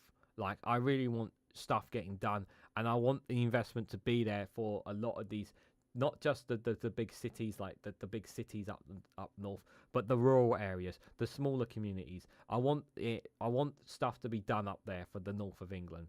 Really, things that have not been getting any investment need to have some money put into them. And I really think that really matters. Now, obviously, I would like HS2 to be revived, but I don't think that's going to happen. But that doesn't mean that they can't invest in a new project of some sorts that, like, I don't know, another different type of HS2 project or something that they could do. But they need to improve the infrastructure and transportation network up the north, really level it up into some, like, I would like to see the kind of investments that you've seen how what London has become a real powerhouse. I want to see a real powerhouse growing up the north. I really want to see it in Newcastle. I really want to see it in Manchester. I really want to see it in Liverpool. I really want to see that real growth and real infrastructure being done. And I also want to be able to see the transport networks improve significantly in the north areas. So, and I really do hope that with a Labour government, that they are able to get that these London, the Labour mayors will be able to get more concessions and get more funding that they need. I know, obviously, they're going to deregulate a little bit to give them more mayoral powers. I do know that. Obviously, funding will be will be obviously one of the key battles they'll be battling with the Chancellor over, without a shadow of a doubt, when it comes to investment. But the budgets they'll have a bit more freedom to kind of do what. But I like the fact that they'll have more freedom to do what they want, and I think that's going to be a really important thing for them. So Labour's mayors have warned they are ready to stand up to a Starmer government to pursue better deals on issues such as housing, transport and local council funding. The directly elected metro mayors, already major power brokers in the region, are planning to act collectively to counter Westminster's domination of British politics in an intervention they said is needed to kickstart the economy. More than half of England's population is now represented by a directly elected regional mayor following this month's local elections, of which all but one Conservative, Ben Housen in Tees Valley, are held by Labour. Their victories were warmly celebrated by Labour HQ and used by Sir Keir Starmer as evidence of the country's renewed faith in his party to deliver in office. But the eye can reveal that while relations between the mayors and Labour's front bench are currently cordial, both sides are gearing up for things to get more tricky after the general election. Yeah, because the thing is that Labour's opposition leader right now, they can't really do much. But in government, they will have, power to do things. Aki's Mayor says, don't worry, REGANELITE, if Labour doesn't get an overall majority, they'll just do what they usually do, blame the SNP. They can't blame the SNP. They really can't. Listen, the seats are there in England for them to get it. It's down to them. You can't be blaming Scotland in any way, shape, or form. No, I'm not gonna accept that premise. If Labour don't get a majority, and if they try to blame the SNP, I'm not gonna accept that in any way, shape, or form. And as a poll lead of more than 20 points suggests that, barring major upset, Labour is on course to win power for the first time in 14 years. The mayors are determined that the power should be shared. Writing exclusively for the Eye, the Mayor of West Yorkshire, Tracy Barban, said they would act as a collective voice to counter Westminster and Whitehall's dominated discussions, the action needed to kickstart a national economy. Starmer said today that he was expecting robust conversations with mayors, but warned that they could not expect to get everything they want. I expect them to push me, he told the Eye, but I will have to say no on some things, and we will have to work on other things. A Labour insider has already said there is already distrust within the party HQ and some of the mayors. Bramburn is chair of the UK's mayoral group, formerly M10, a body which represents the country's metro mayors and London Mayor Sadiq Khan, and will be the vehicle that they use to challenge the work with Westminster. Interesting. Its members already have a history of going against their national leaders and government. The previous Conservative West Midlands Mayor Andy Street was openly critical of the idea of cancelling HS2 beyond Birmingham, as speculation grew that Rishi Sunak was about to axe the line. And there was public disagreement between Khan and Starmer over London's ultra-low emissions, ULEZ. Yes, we haven't forgotten about that. Now with the mayors increasing in number to 12, the potential for collective power and dissent has been stepped up. If Labour were to win on July the 4th, it would find itself dealing with a very different political landscape to when it was last held office. Yep, we know that. Former heartlands in the north and the Midlands are filled with prominent Labour figures such as Andy Bunn, the Mayor of Greater Manchester, who operates outside the whip system, and will not be afraid to divide from the party line. The Mayor's collective demands will include achieving a long-term single funding settlement for each region, a better funding for local councils, and investment to improve public transport. I definitely agree with all these things. As Mayor, we know our local place. We are passionate to see our regions thrive, and we know what's best for our politics to help our regions, Barbara added. We're also able to work together, put in place before party, reaching across geographic lines and dividing lines of Westminster, and to put trust and confidence back into our politics. Fellow mayors have echoed calls in interviews with the Eye. Labour's mayors, particularly in the north, have become accustomed to public criticising Conservative ministers such as Housing Secretary Michael Gove and Transport Secretary Mark Harper. After he will be prepared to publicly criticise potential Labour ministers such as Deputy Leader Angela Rayner or Shadow Transport Secretary Louise Haigh. The Mayor of South Yorkshire, Oliver Coleman, said, I definitely think there's a kind of strain or strand with the mayoral lull, which says just place over politics. Yeah, see, it always looks like, the picture looks like, yeah, they're all just happy. They're all just one big happy family, but no, that's not what it is. I think the tone may change a bit. Clearly, I probably come with much more of a bias towards the understanding that the Labour Party is going to try and do the right thing for the government of South Yorkshire versus my perspective on this government. But some of that is being able to have the conversation before the decision is made. All too often, these relationships and I have made right now, with government ministers, are not able to shape the decisions before they are made. I think we do it, criticise Labour respectfully, and I think we're here to stand up for our place. Yeah, I think they will obviously stand up to Labour, but I don't think they're going to like chastise them, obviously, which makes total sense. But they need, but as a collective, and they will have power here. As a collective, they will be able to influence, have some influence here. That is for sure. Kim McGuinness, the mayor of North East, said there is a strong voice in the North that wants to push Labour to go further and further. We're having those conversations with Labour's front bench about what we want and need, what powers we can use to make a difference, to create opportunities and show what they really mean business. We're not always going to agree all the time. There will be a difference of opinions, but it's about everybody around the table being grown up and to know that my responsibility is to people before party. I'm not going to read the full article because I'll kill my voice, guys. But what I'll do is I'll read this bit here. So Starmer told the I would expect the mayors to challenge me. They are here to represent the people who put them into power as mayors. It is their absolute responsibility to fight for all of the people who voted for them and for people who didn't vote for them in their areas that they represent. I've no doubt we will have robust conversations. We've already started those conversations. What we have is a sort of grown-up approach as to what's possible and what could be done, and you will have a Westminster government if we are privileged enough to serve working with our mayors. And I think the difference is that we'll make, instead of a central government fighting the mayors, trying to create tension. You saw this very acute, by the way, during the pandemic. If you remember, particularly in Greater Manchester, the government and the mayors at loggerheads. I want to see a government and our mayors working together. But Labour's front bench have been reluctant to commit any specific spending pledges during the election run-up, cutting back on its £28 billion green growth plan and refusing to say whether it will give public sector workers a pay rise. Yeah, that's a big red herring there, not promising a pay rise for the public sector workers.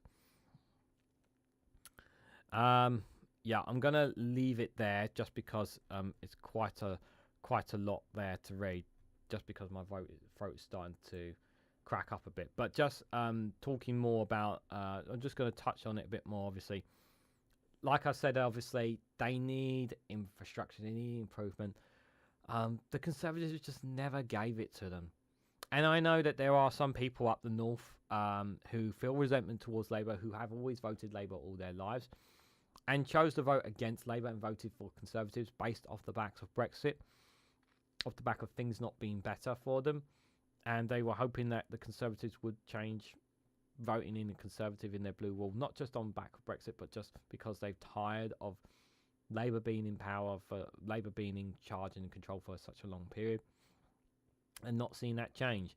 And I really, really mean this. Labour must not take the red wall for granted. They must not take it for granted. They must not go back into these seats that they've lost before and assume that they will always have them, that they will always hold these seats. Because at some point, we are going to have proportional representation. People are calling for it. People want it. We want proportional representation. And he must not take these seats that they're going to gain at the general election and the seats they have now. They must not take them for granted. They really should not. And they should be very wary of that. Whether they will or not, I don't know. But that's where I generally feel. And I generally hope that these mayors get what they need without obviously taking too much money from the Treasury. And they're able to work with the budgets. They are able to make a difference for those up north. And I just hope that those small areas and communities up the north and Midlands, and not just them, but lots of places outside of England, are able to get, not all, they won't get all the money they want. Yeah, they're not. Let's be serious. They're not going to get the monies that they used to have before Brexit, but at least get something from Labour that will give them a start on something, and that's my hope. I really hope that they do, because people have suffered for too long, and I understand the skepticism of Labour, and I'm just as much as with you guys, but people's lives may get better under Labour than they would under the Conservatives. I say may. And that's a very important point. So, one of the live YouTube chat polls that I had here for you guys. Oh, let me just check on the gang here. Are you guys all right? You guys all right? Yeah, I know, Ollie. I know. Ollie's still upset about, upset about the memberships. Yeah, because we lost like 10, 12 plus memberships in the last 2 days, which is very frustrating. That's why Ollie's really upset. Alistair Keir, who's been one of our biggest and most generous members here, being so kind to gift out so many memberships he has. And that's not taken away from those who have joined themselves and gifted memberships. But, he's been such a gentleman giving out memberships. And there's so many have just said, no, not gonna carry on. But that's their choice. It's totally fine. But hopefully, that will change in the future. But this one, obviously, guys, this is regarding the live YouTube chat poll, guys. So if you haven't cast your votes on it, please make sure you cast it. It's about whether or not do you agree with Labour's plans to allow 16-year-olds to vote at the election. I'm going to end that poll after this article, guys. So this is the one from the Times asking Labour would allow 16-year-olds to vote in the future general elections. The party intends to lower the voting age within the first year if it wins power on July the 4th. I'm going to stand on the obvious fence of I agree with this. I think this is great. I think this is a great policy. I think this is very good. And I also think this is very good for smaller parties as well. Never mind just for Labour. I think this is really, really, really important. Because for so long, younger people were denied the vote on the Brexit referendum because they were either just a few weeks out or they were underage. They weren't able to cast their vote. And I think had we had the 16-year-olds being allowed to vote, I think that would have turned the tide in that referendum. If I'm honest, guys. No question about that. There's absolutely no question that would have been the case. And I really do welcome this from Labour. And I think this is going to be really good for the other parties. And also, the other thing as well, and this is something that Phil from A Different Bias brought up in his video when talking about this, and I think this is a very valid point. While that the younger audience is not as engaged in politics as maybe some other age groups, some are not, this gives them a bigger voice in terms of having their voices heard, because most politics and politicians and parties will target the medium to older age adults, obviously, rather than the younger voters. So this kind of gives them a bit of a bigger voice, which I am inclined to agree with Phil on this one, and I do think that's really important. So it will give the younger voices a bit more power when it comes to when they're regarding their issues and things for them. So I think this is a very, very good thing. That is for sure. So let's just read a bit more into it. So Labour is looking to introduce votes for 16 and 17-year-olds in its first year in government if it wins the general election. By the way, why have... Oh, hold on one second. Something's not right here. There we go, that's better. Why are we not addressing the voter ID? Is he going to change... Is he going to amend voter ID or is he going to scrap it? Because he needs to do one of the two, because right now the system is unfair. He needs to do something about that as well, Labour.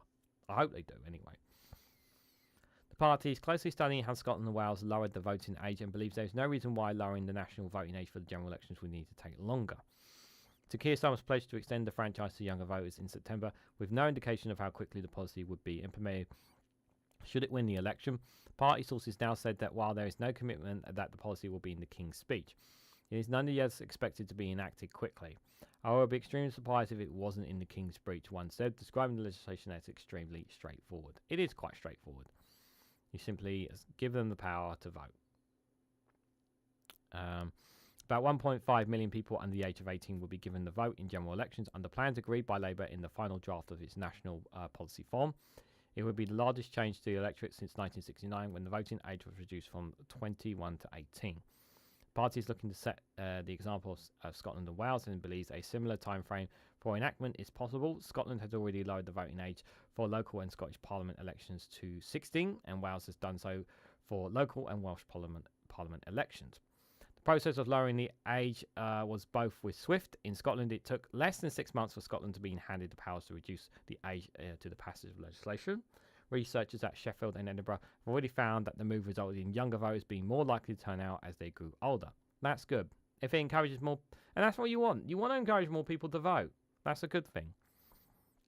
In Wales, where a Labour-run government had been consulted by the party in Westminster on how a nationwide extension could work, the two pieces of legislation both passed no more than a year after being introduced. The policy is likely to benefit Labour in future elections. In a recent YouGov poll for The Times, Labour commanded a 25-point lead over the Tories, with the party on 46% of the vote and the Conservatives on 21%. Among 18 to 14-year-olds, that gap widened, with 54% planning to vote Labour at the next election compared to just 9% for the Tories. Yeah, and we're considering their policy on making kids conscript to certain things as well. It's not helping their youth vote at all. One senior Labour source said the policy has double benefits of not costing very much, but does in help secure a second Labour term. It's not clear how strong an electoral advantage the policy would be for Labour. YouGov latest MRP poll conducted in March 2024 gave Labour a 154-seat majority, with the party winning 403 seats to the Tories 155. Yet an analysis by the Times population of data suggests that if 16 and 17-year-olds were allowed to vote, and they vote in a similar way to 18 to 14-year-olds, it could result in additional 8 seats flipping from Conservative to Labour in England alone. This could increase Labour's potential majority to at least 170. The seats where 16 and 17-year-olds could make a difference are predominantly in southern England. They include Aldershot, Ansbury, Bridgwater's, Frome and East Somerset, Hornchurch and Upminster, Mid Derbyshire, North East Hertfordshire and Citybourne and Shippey. Patrick English, Director of Political Analysis at YouGov, says, "We would generally expect that lowering the voting age would be electoral advantage to Labour, as younger people are significantly more likely to back them over the Conservatives or indeed any other party. The typical 18-year-old was among 10 times more likely to back Labour than the Conservatives," he said, and this would be expected to be similar for 17 and 16-year-olds. However, we also know that young people are among the most likely to vote a group to actually turn out, so any advantage Labour have in terms of raw support among this potential new block of young voters will significantly reduce at the ballot box by their low participation rate, English added. Florence Eshme, the Shadow Minister for Local Government, says 14 years of chaos under the Conservatives have led many feeling ignored and left out by the political system. Labour is committed to restoring the sense of trust and national pride, including by strength of democracy. Our elections are built on the basic principles that those who contribute to our country should have their say in how it's governed. Yet 16 and 17-year-olds are still blocked from voting in English elections. It's time to turn the page on eroding of our democracy and give the next generation a chance to help shape their future. And I 100% agree. 100% agree. Couldn't agree more. Let's give the younger people a voice again, guys. I think it's really, really important that we start giving them that voice, that say in doing so, guys. I think it will really make a huge difference. Just want to say a massive thank you to everyone who's cast their votes in the live YouTube chat poll, asking, do you agree with Labour's plans to allow 16-year-olds to vote at the election? 83% said yes, 12% say no, 3% said not sure, 31 people cast their votes. So thank you to everyone who casted their votes, greatly appreciated. Let's just see what you guys are saying in the chat. My mum voted in the election in Bridgwater in an interview for News, says Jeannie Bottle. I'm sick of that too, just because I will not vote Labour because I don't agree with them. I get accused that I'm being a Tory enabler, says Stu Viking resident. You're not a Tory enabler, Stu. You're voting with what you think is in the best interest of you and where you live, and you're voting with your you vote for who you think is best for you. You don't have to tactically vote if you don't want to. It's your choice who you want to vote to. If other people don't like it, tough. At the end of the day, it's your choice. Like, I have subscribers who are generally hardcore reform voters. I don't agree with them, but it's their choice if they want to vote reform at the end of the day. Blair signed Labour up to Thatcherised policies, moved away from the original policy aims. It's hard to look at modern UK politics without considering this, says Reg. I understand that position. I totally understand that position. I'm just sick of this particular accusation. It is provably false. Says one angry pagan, especially private ones. Some schools teach policies to stupefying president. I do think some policy, some politics should be taught in schools a little bit. I do think they should be taught a bit about politics. I think it's really important, just so they know how governments and countries kind of thing work. I think it's good. I think it'd be good for them. I think it should be good. I don't think it should be compulsory, but I think it should be optional for kids. I like the idea of kids having it who want to change the world for the better, and they'd be able to have the option of getting involved in politics in one way or another. Will politics get taught in schools? What age does the indoctrination start, says Ginny Bottle? I don't think there is one in particular. I agree with letting the kids vote, give them responsibility and their voice, says Jow. I'm putting my views, across my views of observation. I've made my own generation attitude to such topics, says one angry pagan. Bring up Thatcher, ? Starmer stated that he loves her. I don't think he didn't specifically say that, Akisman. I'm pretty sure. I know they used an analogy, if I recall, on that. 90+ of our population were voted against the union, but we didn't have a vote then, says Reg. I'm not, Jal says I'm not British, but I'm a supporter of Scottish independence, but I will not meddle in the struggle because it is not mine. No. A lot of the polls are saying that the SNPs are going to be losing votes, but I'm just going to let the two Davies speak on Scottish politics, guys, really. That I'll let them speak on it. I do not expect gifts as not able to do the same, says Genie Bottle. Follow the Burnley blueprint. Wasn't there the Preston blueprint had a great concept idea as well? Says Sir Larry the Cat there on the Burnley blueprint. Stanley's new mantra will be as they empty the coffers with nothing to spend, says Stephen Banker.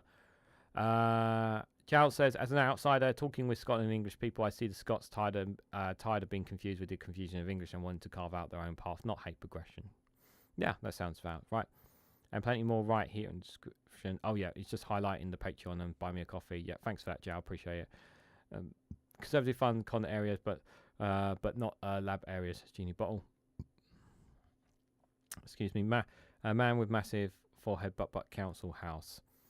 Any visitor of mine gets offended with a cuppa, even a post or politician. AJW most decline. Yep, Alice the Kid there giving me lots of coffee emojis. Yeah. Let me just scroll down to see what it says there. I can respect that. Yep, that's all right.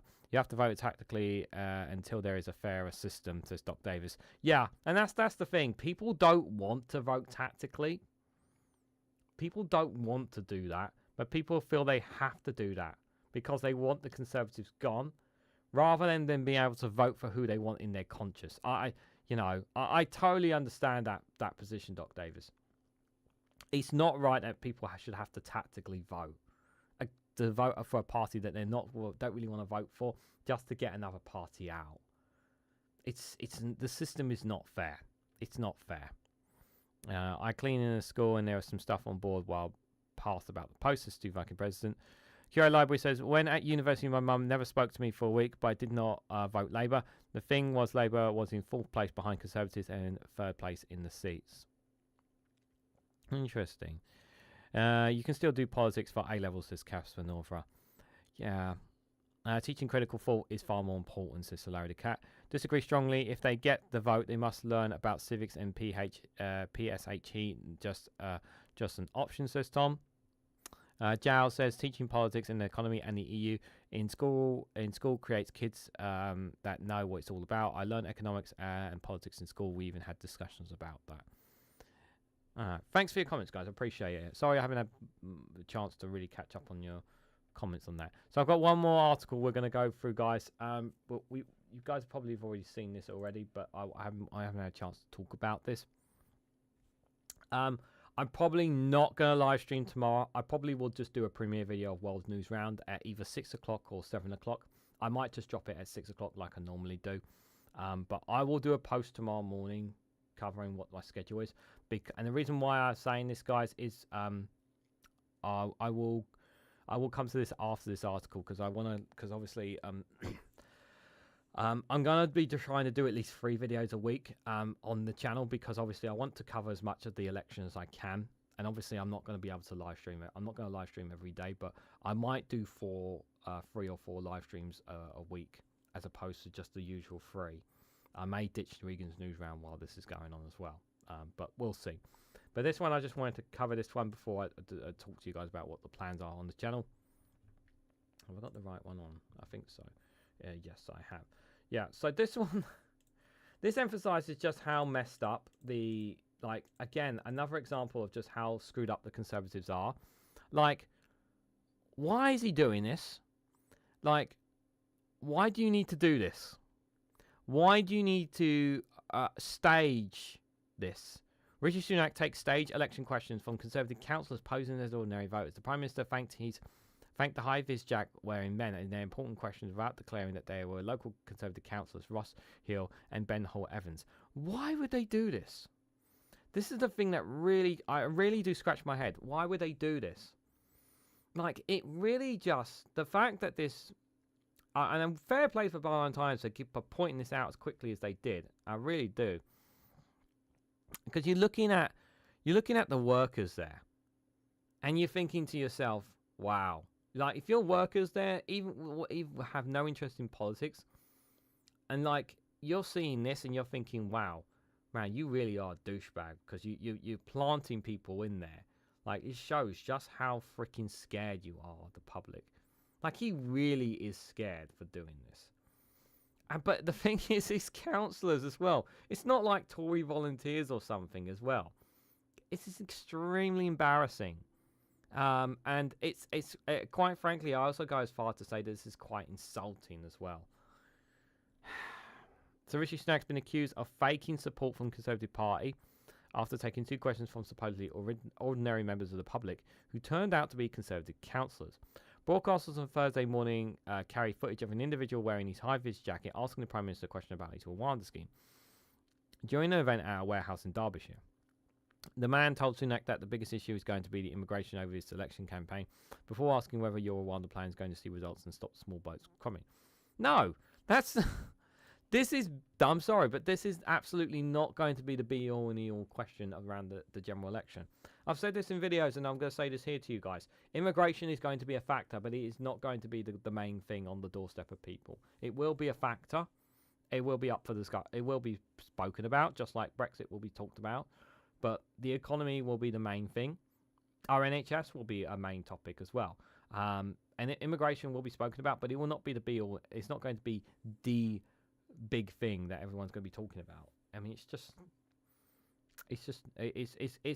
like I wouldn't go as far as this. I'd say it's more important than defence, because in terms of what the general public feel. Personally, I think defence is more important than immigration. That's my personal opinion. But people will actually see defence more, or see defence less important than immigration. The man tells the Prime Minister thanked the man for his important question.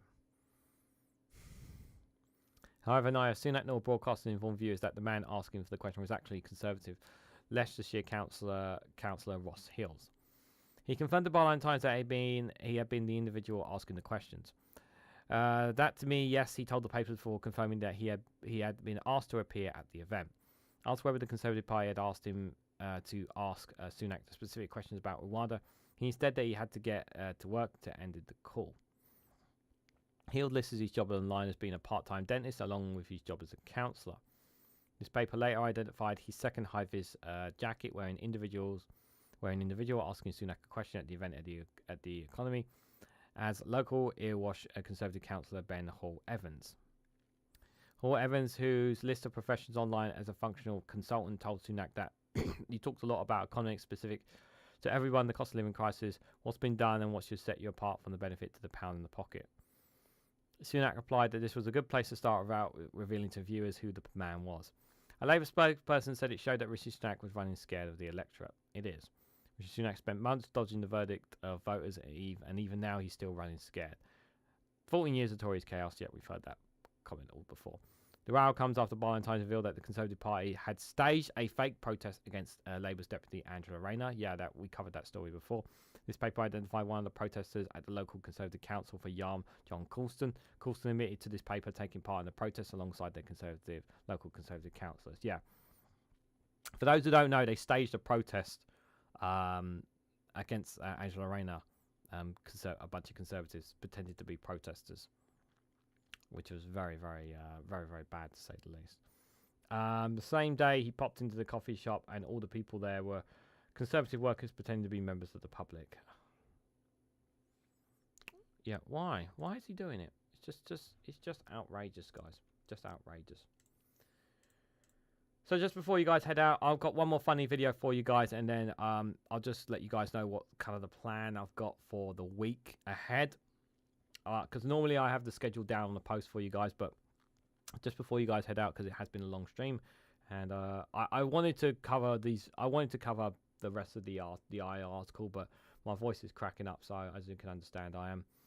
I've done quite a lot of recording today, guys, but I hope you guys enjoy this little funny video here from our good friend Matt Green, who you guys have seen before. So, Matt, take it away about this. This is going to be a good one. I'm really looking forward to this one. The Prime Minister Rishi Sunak was at a factory today where he was questioned by a number of employees. We have an exclusive interview with one of them now. So, hello, Dave. Hello. Sorry, is Dave your actual name? We've got a bit of confusion here. Yeah, sorry, I originally said I was called David, but then I thought that sounded a bit posh, so I suggested Dave-O, but then I thought I can't really pull that off, so ended up with Dave. Right. I mean, Dave is a normal name that a normal factory man would have, isn't it? Okay, Dave. So what did you think of the Prime Minister? I thought he was fantastic, energetic, surprisingly handsome, extremely dry, and as a proud Red Wall voter, I thought there is a man who has a plan, and I would be proud to vote for him. Can I just ask, what do you do in the factory? Well, I've worked in this factory for years. Doing what? Well, I mean, where to start? I mean, one of the things I love about working in a factory is the variety. You never know what you're going to be doing from one day to the next. Could you give us an example? Spinning, Jenny? Right, take the high-vis vest off.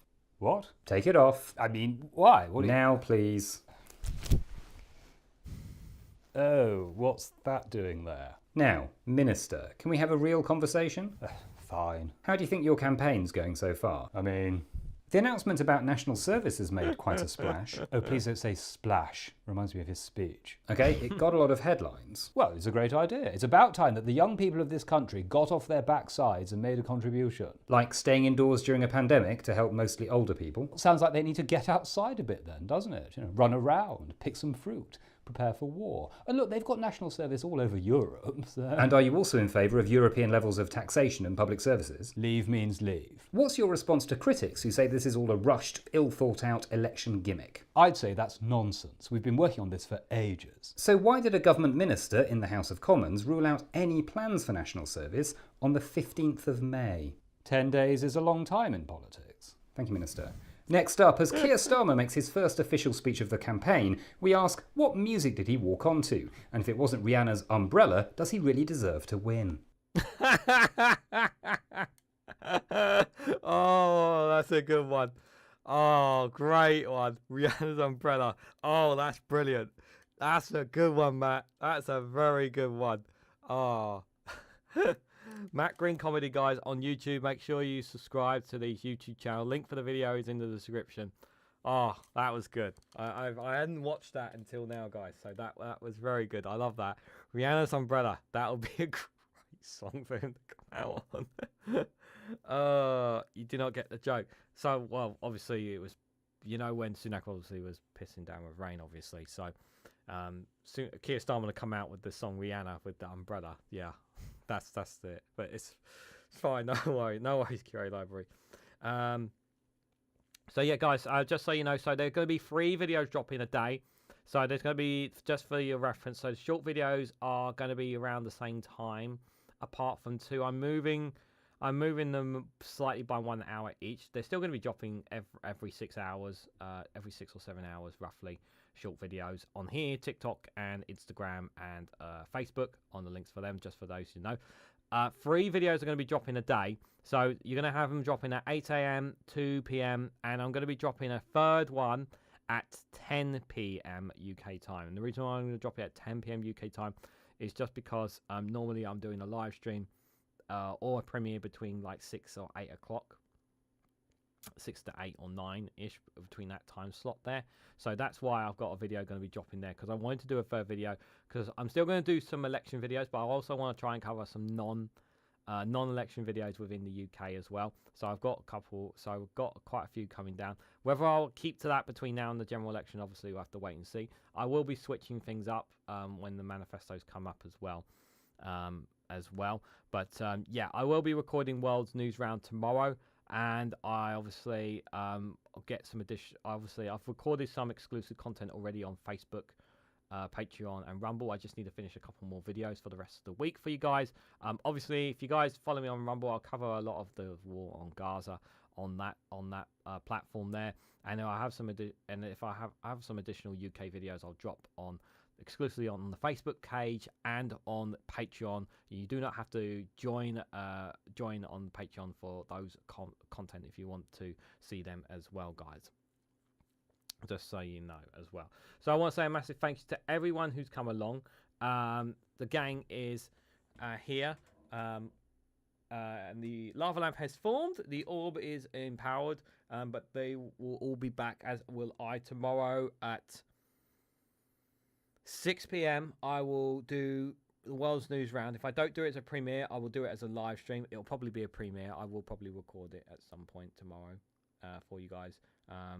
So you feel free to come and hang out in the chat before Geoscopes on Labour Social and Max's live stream if you guys are going to be watching them, just so you guys are aware. I'll be back with the next full live stream on Wednesday night with the Snowflakes Watch. So do come and join us for that. We'll cover lots of video clips in the general election and whatnot as well. So do feel free to come and join us for that. We do. That is a very interesting live stream. That's going to be for sure. Whether I'll do Regan's News Round, I don't know. I'm undecided on that. But and then on Friday, obviously, we'll have the live stream of the Snowflakes Corner, which will drop at 6 o'clock, covering news stories from outside the UK. So thank you all for your comments. Thank you for those who've renewed their memberships, and for QA Library for joining the membership. Greatly appreciated. And just before you guys go out, just one more thing. I won't be doing a Discord after chat tonight, just because of how banged up my voice is today.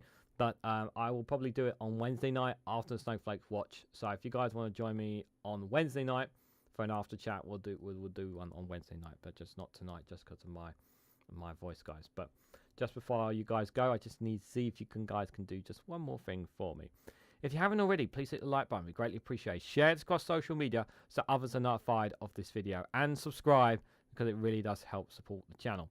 And if you want to go one step further, financially support me and the work that I do here, you can do so by becoming a YouTube member for as little as 99p, or join me on Rumble, Facebook or Patreon for exclusive content on those platforms. So thank you all so much for watching, and I hope to catch you all very, very soon.